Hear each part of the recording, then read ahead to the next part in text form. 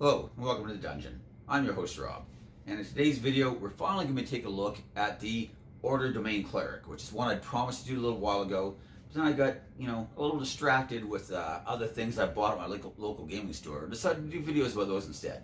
But do not take that as a symbol of my lack of interest in the Order Domain. I actually quite like the Order Domain. I do admit that it's probably not as powerful as either the Peace or Twilight domains, which are also in this book. Although to be fair, this did originally come from Guildmaster's Guide of Ravnica, but it was reprinted in Tasha's. I don't think it's necessarily quite as powerful, but I do like a lot of the themes and the roleplay ideas of Order. I like those kind of characters who are more concerned about the law than what's necessarily right or wrong.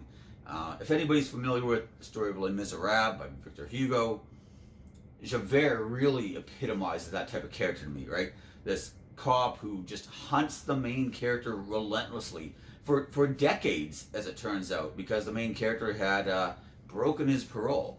And Javert is unable to see that Jean Valjean has actually changed and become a better person and is doing all these great things in his life, because to him, none of that matters. He broke the law, and that's what matters. And Javert is a great villain. And I'm not saying your character has to be a villain, but I'm just saying that when you put things like the law ahead of right or wrong, you can get some really morally ambiguous and kind of gray characters, which can be really interesting. A lot of the best heroes, anti-heroes, villains, all kind of fall into that category, where maybe they're not as concerned about right or wrong, but they're more concerned about, upholding a code or staying strict to some sort of higher calling or whatever. And then they're willing to make moral compromises along the way.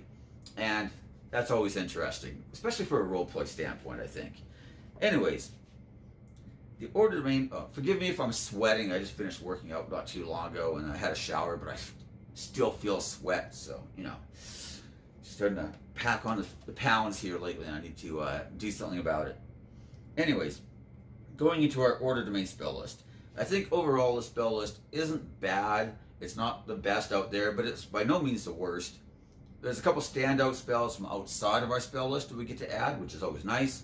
And then we have some spells that we're probably going to take anyway, but I kind of like having some of those on our spell list because it allows me to maybe dig a little deeper into the cleric spell list, take something that maybe I wouldn't normally be able to take because you're too busy having to take, a bunch of healing spells all the time. So, it's nice to be able to have some of those other things as domain spells, and then we don't have to worry about preparing them. Anyway, level 1, we get Command and Heroism. Both decent, especially Heroism. I like it quite a bit. Level 3, we get Hold Person and Zone of Truth. Hold Person, I do like the spell. I know I sometimes criticize it, but all of these all or nothing type spells can be really hard to use, especially like Hold Person, where now you need a humanoid target, so you have restrictions, and it's all or nothing.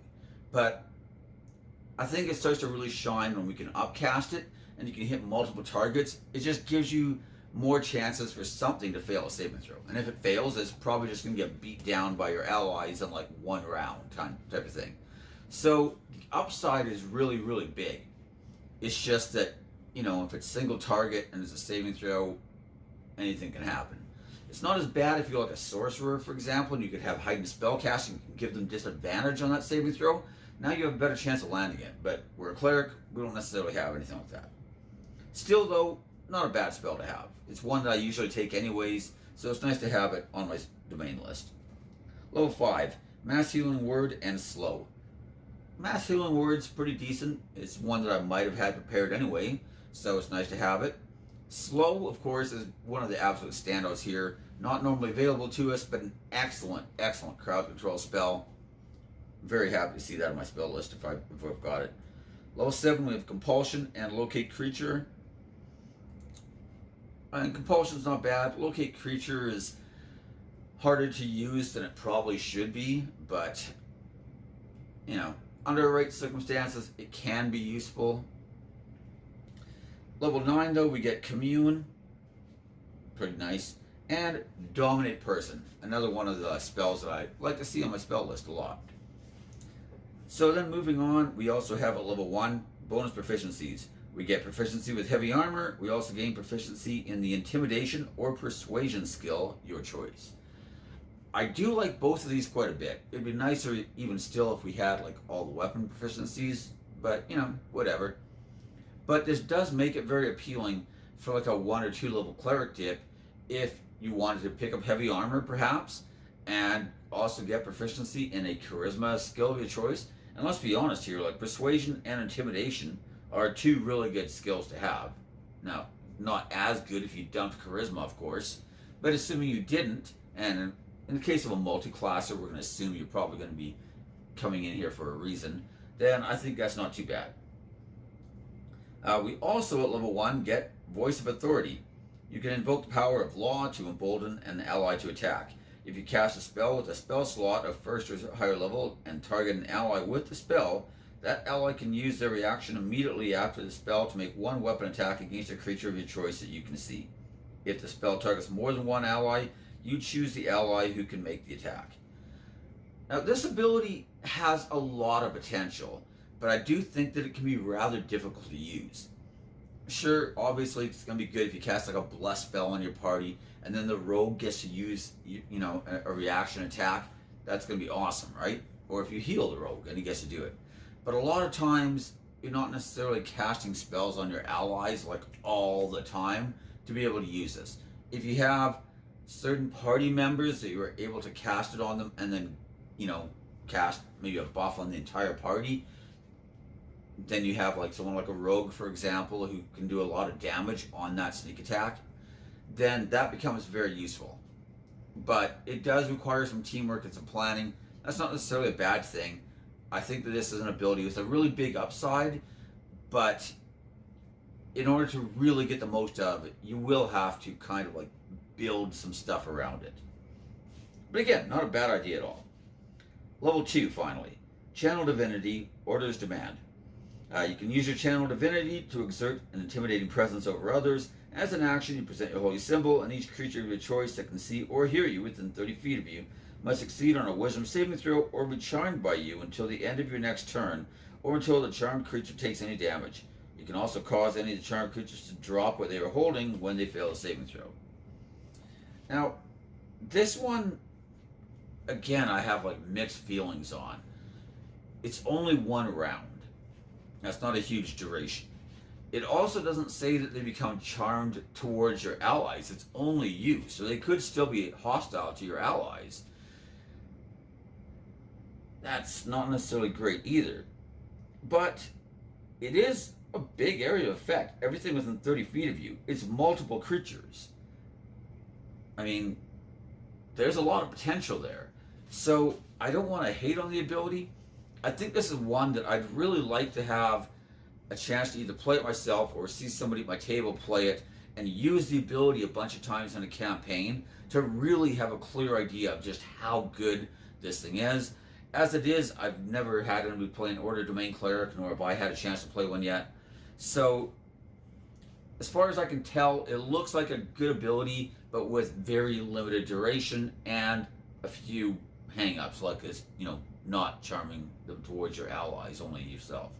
But, like I said, multiple creatures, level 6, that's not the worst thing in the world. Level 6. Or sorry, level 2. Level 2, even better. Level 6, Embodiment of the Law.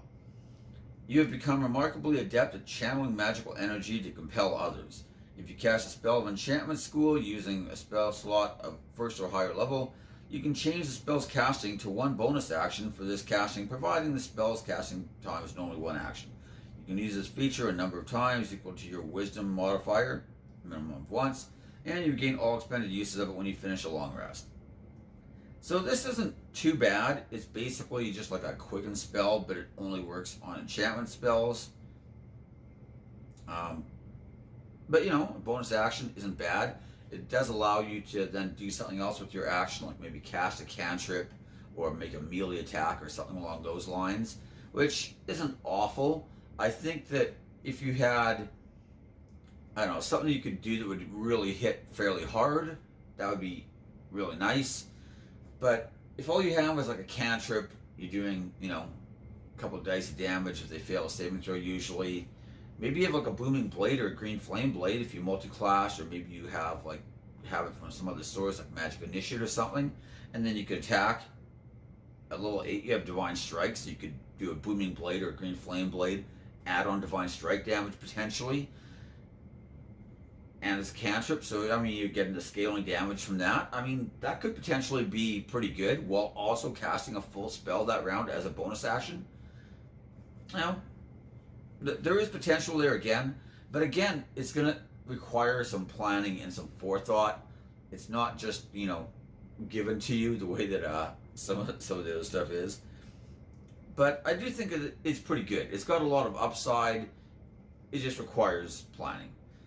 Level 8, Divine Strike.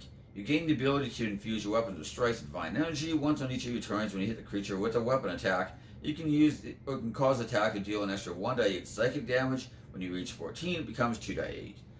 So basically just the standard Divine Strike that a lot of the cleric subclasses get. But it is psychic damage, which is one of the best damage types in the entire game.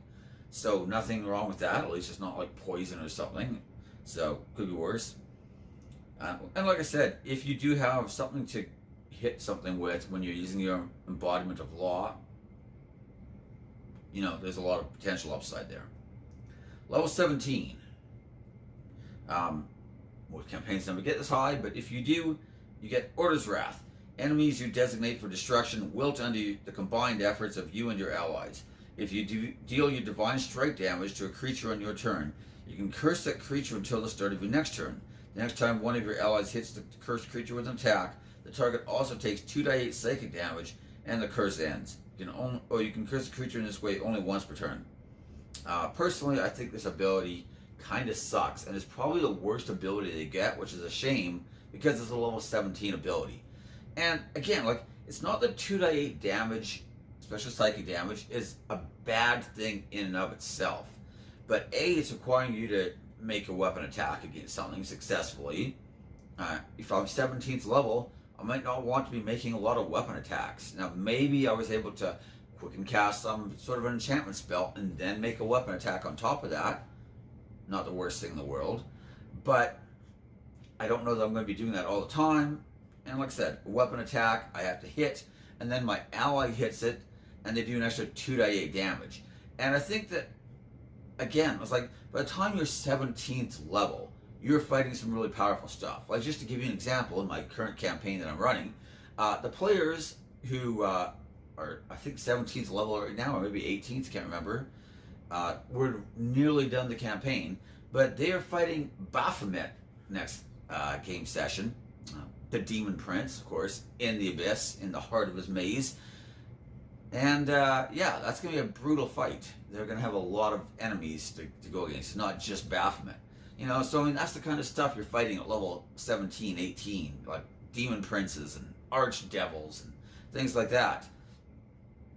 You know, if the target has 600 hit points, for example, I don't know that your ally doing an extra 2d8 is really going to be a game changer. Now, maybe he crits. You know, maybe you do the initiative order. You've got like a champion fighter coming after you with his 4 attacks around because you're level 20 and he's critting on an 18, 19, or 20. That could potentially be good. But A, you can't always guarantee that that guy's going to be coming after you, or that the rogue is, or anybody else is really going to be able to, you know, take a lot of advantage of that. So overall, I mean, it is more damage to a target. I guess that's not the worst thing ever. But the fact that it requires me to make a weapon attack, I think that's really the big limitation to me. And, you know, I mean, I don't know. Enough said about that ability, I think. It's pretty underwhelming, in my opinion. Just 2d8 damage is not a lot of damage at level 17. It just really isn't. And, you know, maybe the person coming after me is like the wizard. And then he's, you know, next time one of your allies hits the cursed creature with an attack. I guess it could be a spell attack. It doesn't say it has to be a weapon attack that they hit him with.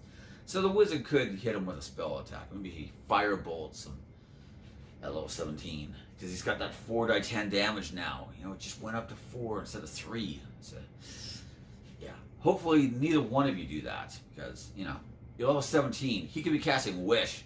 Crying aloud, people. Anyways, I do think that the Order Domain is kind of interesting. I think that it has a lot of really cool roleplay potential. I think that in a team of experienced players where you're willing to like kind of collaborate a bit on what you want to do and maybe really try to get the most out of some of those abilities, I think that this guy could be the backbone of a really, really good, strong party. Like, you could really be a great combination of healing and support and boosting your allies' damage, and all those things are really, really nice. So I think that it's a very good, very synergistic type of class.